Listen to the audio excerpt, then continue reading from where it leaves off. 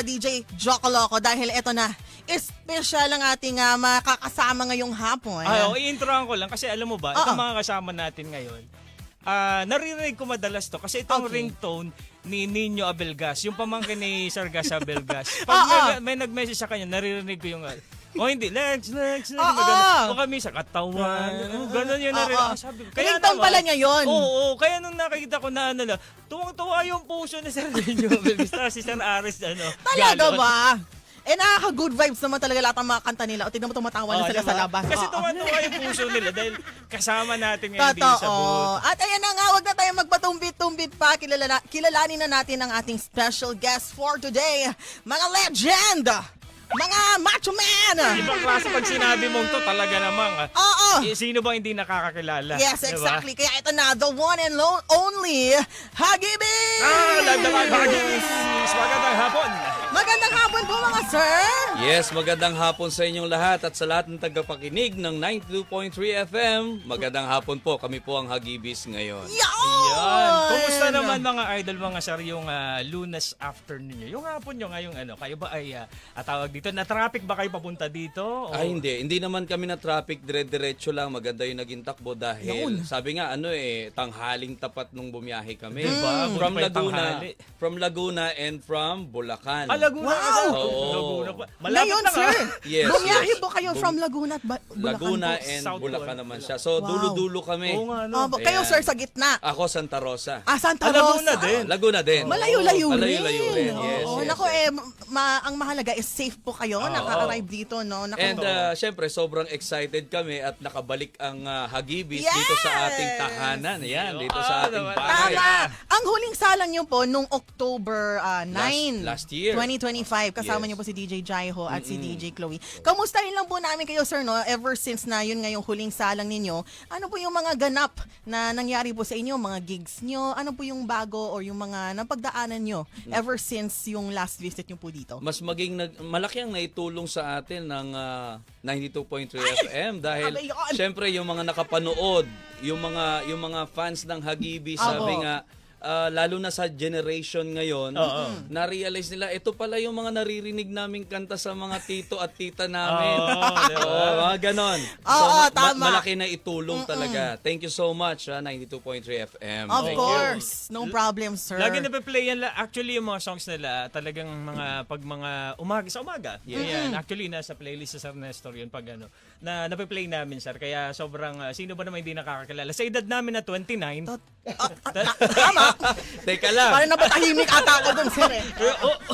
Sabi may kukontra. Kasi sila pamilyar at sa mga kabataan pamilyar sila. Sa amin nasasabayan namin. Tama. Sa bilang mga, naririnig ko lagi. sa mga edad ko namang 18. Ay, ayun lang. Ito lang pala. Hindi. Medyo bata pa pala yung kasama natin. Charis lang. Hindi 21 naman tama, Jaja? Ay, malapit na. Ayun. Pero naririnig ko ba rin, no, yung mga kanta nila. Iba kasi pagka Walang kamatayan yung awit. Totoo, tama po. sa mga videoke. Oo. Diba? Hindi nawawala. Totoo. Sa mga Christmas party talagang minsan may mga nagme-message sa amin na Sir, thank you sa mga kanta ninyo dahil nanalo kami sa Christmas party diba? namin. Mga ganon. Ay, grabe. Nakakatuwa, nakaka-proud. Tama, Sobrang thank you talaga. May question lang po ako, no. Mandatory ba na pag sumali po sa Hagibis kailangan maskulado, Naka-leather na, ganun yun. na batak, na matangkad. Nung nakita ko po nung nakita ko kasi sila kanina. Pinupo mo na ako, grabe, nakalimutan mo na yung aura nila. Ay, pwede ko naman sumali ko. Akala mo na, dito ako dyan. Tumabi ka na sa kanila. Ayun nga. Makakabasa po ba si DJ Jocoloco? Oo naman. So, ayun, naiwan ko yung jacket ko sa baba. Nasa motor ko eh. Mamaya pwede natin siyang subukan. Ayun! Naku, Pwede na-pressure naman. naman ako. Hindi ko ba isali yung tropa ko doon? Parang hindi ata pwede, sir. Ito na nga, sir, mga sir. If, ito po, may tanong po ako. No? Nag-ready pala. Nag-ready ako ngayon. First question, ano daw yung first question. scientific name ng ano yan? Ampalaya. Ng Ampalaya. Ano na-ready mong tanong dyan? Ito na, kasi yung original Hagibis, diba? Ito po sila Sir Sonny. Person yan. Yung target po kasi sila nila dati, mga tatay, mga macho, mga maskulado. Sa tingin niyo po ba sa Hagibis 2.0, yung bago pong banda po ninyo ngayon, mas napapalawak po ba ang target ninyo? tinatap niyo na po ba rin ang mga kabataan? Ganun po. Yes, ma'am. DJ, kasi malaking tulong din ang social media. Oo. No? Lalong-lalo na sa generation ngayon. So, malaking bagay na makarating din ang Hagibis legacy sa mga kabataan. Oo. Dahil minsan, pagka kinakanta lang yung Hagibis, hindi nila alam kung sino yung nagpe-perform. Tama. Oo. So, malaking tulong talaga na may social media. Yes. Nakikita talaga doon. Yes. And syempre, sa mga nakikinig ngayon, ito ang aking mga kasama na rin. Ano? Papakilala ko na rin, Ay, DJ. opo! Oo. Masyado rin ako na-excite. Masyado, abo. Magpakilala po kayo. Papakilala mga muna sir. tayo. Ayan, my name is Eugene Baydal. Yes. Ayan, ako po yung na-discover ni Mr. Mike Hanopol para ipagpatuloy ang legacy ng Hagibis way back 2020, pandemic time ito. Na-discover niya kasi ako nung time na birthday sa Kalamba. Sinasabay-sabayan ko siya, kumakanta siya, sinasabayan ko din. Sabi niya sa akin, pwede ka sa Hagibis eh. Yes. Sabi sa akin, ako naman, palibasa nasa, edad na, di ba?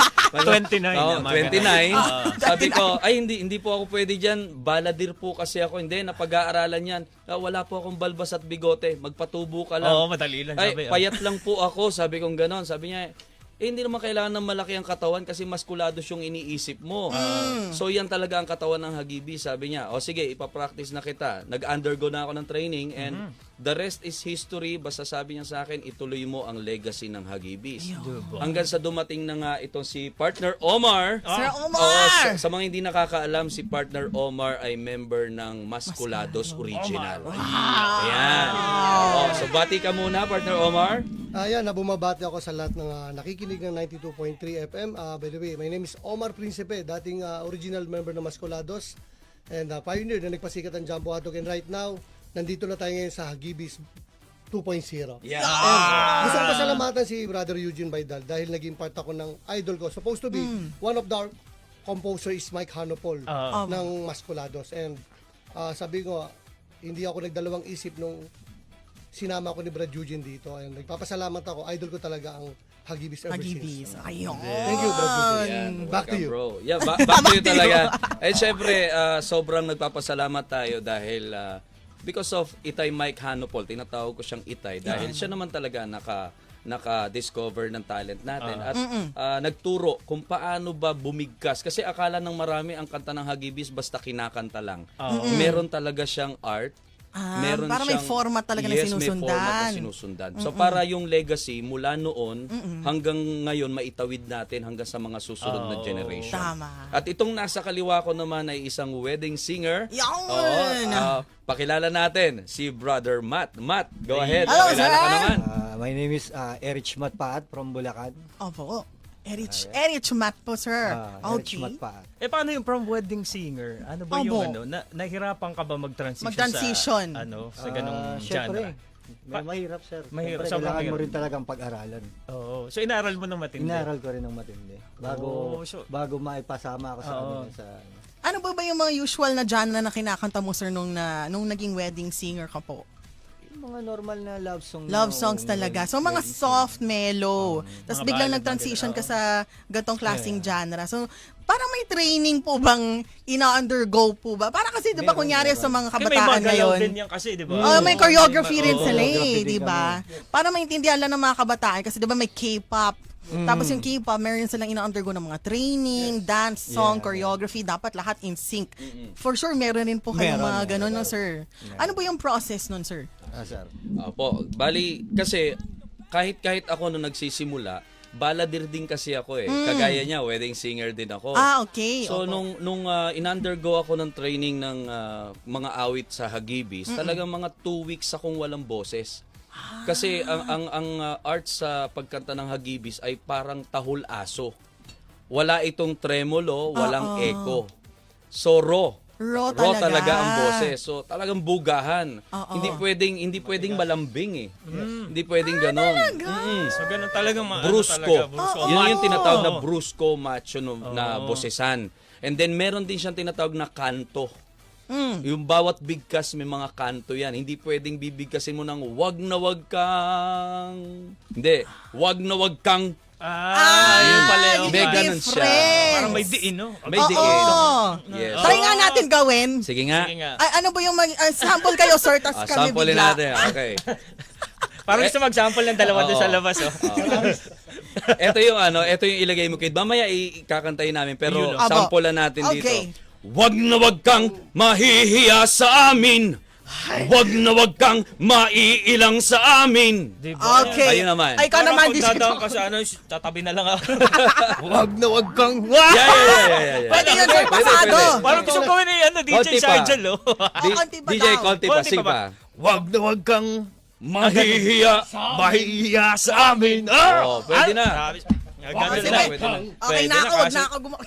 Ay, Ikaw hirap. naman. Wag na wag kang mahiya sa amin. Ganun pala. Oo. Kaya pala napapansin ko kasi actually yung Hagibis parang tinaguruan silang ano nung panahon na yung nakwento sa akin ni Sir Aris tsaka ni Sir Nino na parang village people kung di mo alam Yes. mo di mo naabutan parang sila yung Parang Filipino. sila Filipino version ng Oo, Village ganun People. yun. Oo, tama. So, Actually- tama pala kayo Sir Oo, Aris. actually yun yung sinasabi talaga ng maraming tao kasi that time nauna ang village people na lumabas.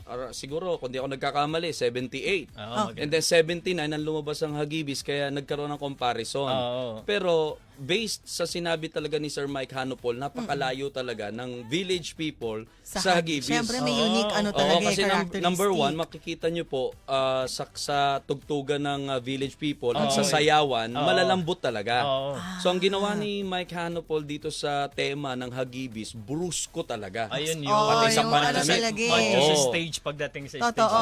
Kaya naging akala ng marami na the village people of the Philippines kasi magkasunod na taon. Ah. 78, 79. 78. Oo. mga ganun. Yes. Actually, ang galing nga eh. Kasi tuwing napapakinggan ko yung mga kanta or kung sino man, no, parang nai-envision, kahit hindi mo pa nakita yung mga taong kumakanta, kapag narinig mo, matik may imagine mo na parang, mas ano talaga to. Oo, maangas diba? talaga yung mga tao na nag-ano. Brusko, yes. Very obvious eh. Very evident sa Macho boses talaga. na Sa ang galing, ang galing. Yung pala sinasabi may kanto talaga. May diin. Oo, may diin. Yes, yes. Eh, hindi ko pa nagagawa, teka.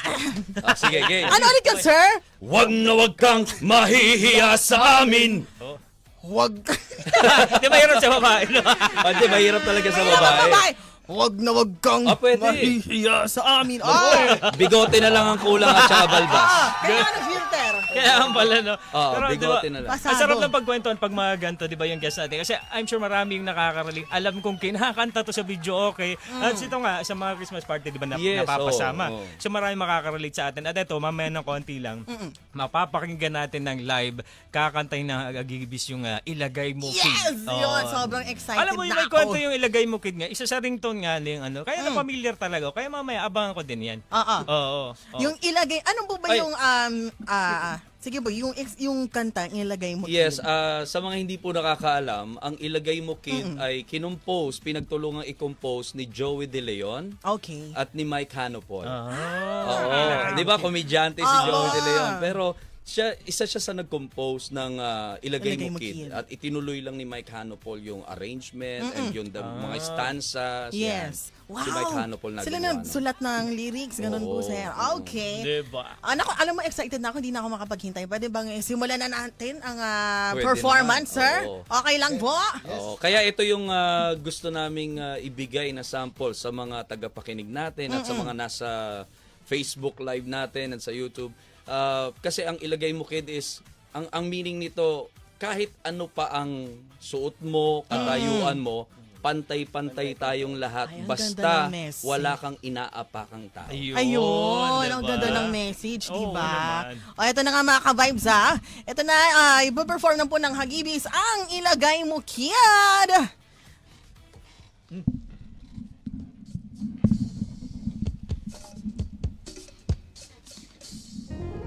Alright, heto na! Heto na ang HAGIBIS Hagibis!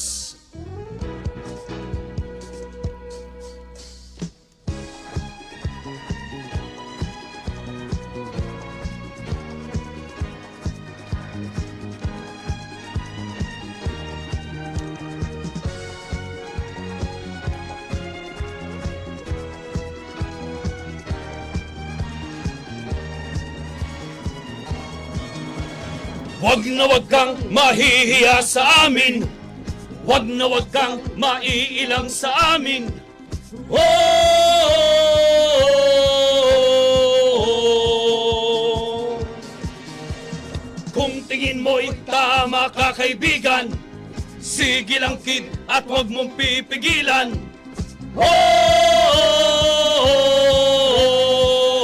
Oh! Kahit na ano ang mga suot mo, di bale ganyan. Basta't ikaw ay kwela, basta't okay ka, sige lang ng sige. At lahat sila'y walang pakialam. Wag kang mahihiya sa amin. Wag kang maiilang sa amin. Whoa!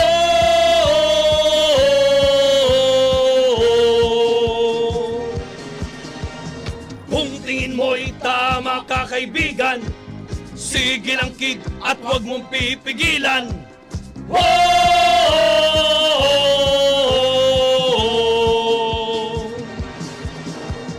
Wag mahihiya, basta't kabutihan, makisama lang sa mga kaibigan.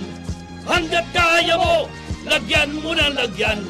Ang iwasan lang ay ang panggugulang. Sabay-sabay, ilagay mo kid, kamayan mo ko, kamayan mo silang lahat. Ilagay mo kid, kamayan mo ko, kaibigan tayong lahat. Ilagay mo kid, kamayan mo ko, kamayan mo silang lahat. Ilagay mo kid, kamayan mo ko, kaibigan tayong lahat. Yeah! Namiss nyo ba ang Hagibis? Yeah! Eto na! Muli na ninyong makikita ang minahal ng ating mga tito, tita. Yeah! Ayun! Ako! Galing-galing! Grabe! Oh my God! Grabe yan! Alright. Ako doon, fangirl talaga ako doon. Nakita mo na patayo sila, yung Oo, mga napatayo tito. nga lahat ng mga tao na nandito sa Gumagano ba? studio. Lagay mo. Oo, sumasabay oh. Sumasabay. Sabi nyo, Thank you. parang natumad isa sa pangarap niya. Alam nila ang choreo, di ba? Ayan, diba? Naku, maraming salamat po. Naku, welcome. for Kasi Thank you Maris so na wala. much. Feeling ko nandun sa likod. Ayan, oo, ano, tuwag-tuwa sila, oh. Akala ko na wala, nandun sa likod. Lahat ng mga tao sa likod nakikisayaw wala. rin eh. Oo. Ang dami pala sa likod. May tao pala sa Ang likod. dami pala. tao Ayan. yan. Akala ko, Dapat pala umarap guys. akala ko aquarium eh. Alam mo yun. Lahat ng tao tumayo bigla. Ibang Nako, klase, again, no? a round of applause po Thank para you sa so Hagibis. much. Maraming salamat po. Si Manong driver nagdadrive. Ilagay mo. Uy, Oo. Manamela, Manamela. Nako, sir, for sure natuwa sila, Oo di naman, ba? Oo, napakanta sa lahat sila. ng mga nakikinig sa radyo na ngayon, no? Oo. For sure maraming natuwa at Oo. nakikanta, nakisayaw rin, di ba? Oo. Para sa nakasabay nila ang Hagibis. Ako, again, maraming Oo. salamat po. Siyempre maraming salamat sa iyo, Jaja, kasi kahit iba yung henerasyon mo, natawa ka sa ano. Uy, hindi Ay. natuwa. Grabe naman itong mga iba yung henerasyon. Sabi nga ni DJ Jaja kanina, sabi niya, nako, idol na idol kayo ng mga tito namin. Oh, ayun sabi yung ko, mga, di sabi mga ko, tito. aray ko. Aray, mga Aray tito. ko. Okay. Mga tito. Pasensya na, sir. Pero ibang klase kasi pag sinabi mo Hagibis, pagdating nga naman talaga sa mga kuya, tito to Yes. to tatay, di Totoo. ba? Talagang alam yan. Alam di na ba? alam nila Yun yan. ang- Everlasting siya eh. Kahit Oo. na sabihin natin may bago ng henerasyon, for sure, nakikikanta pa rin sila kahit Oo, paano. tsaka ito ang maganda kasi nga sa bagong henerasyon, makikita nila kung ano eksakto yung yung Totoo. Hagibis, talagang yung performance noon at ngayon. Totoo. Halos parang ito pala yung napapanood ko lang. Tama. Oo, diba? Alam mo, from a Gen Z standpoint, no? Sige. Sige.